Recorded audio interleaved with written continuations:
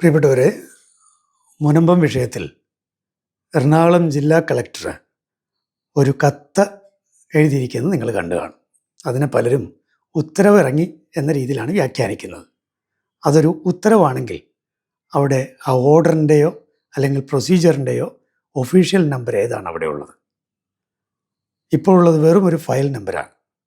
അതുകൊണ്ട് ഇത് ഒരു ഉത്തരവായി, അതായത് അത്രയ്ക്ക് ഇൻഒഫീഷ്യലായിട്ടുള്ളൊരു സാധനമാണ് അത് എന്ന് ആദ്യമേ മനസ്സിലാക്കുക. 2, കളക്ടർക്ക് ഇങ്ങനൊരു ഓർഡർ ആണെങ്കിൽ തന്നെ ഇപ്പോൾ ഒരു ഓർഡർ വിടാൻ കളക്ടർക്ക് സാധിക്കുമോ? കോടതിയുടെ പരിഗണനയിലിരിക്കുന്ന ഒരു വിഷയത്തിൽ ഓർഡർ ഇടാൻ സാധിക്കുമോ? ഇനി ആ കത്തിൽ എഴുതിയിരിക്കുന്നത് നിങ്ങൾ ശ്രദ്ധിച്ചു കാണുമല്ലോ, കോടതിയുടെ വിധിക്കൊക്കെ വിധേയമായിട്ട് എന്ന്.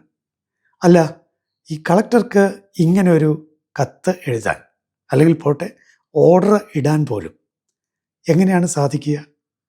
ഹൈക്കോടതി നടക്കുന്ന കേസിൽ ഒന്നാം പ്രതി ഈ ജില്ലാ കളക്ടറല്ലേ, ദ ഫസ്റ്റ് റെസ്പോണ്ടൻറ്റ്.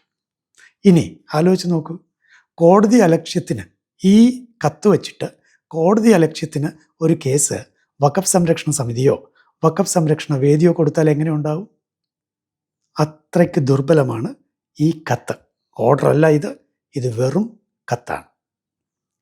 എന്തിനാണ് മനുഷ്യരുടെ കണ്ണിൽ പൊടിയിട്ട് ഇലക്ഷൻ ജയിക്കാൻ നോക്കുന്നത്?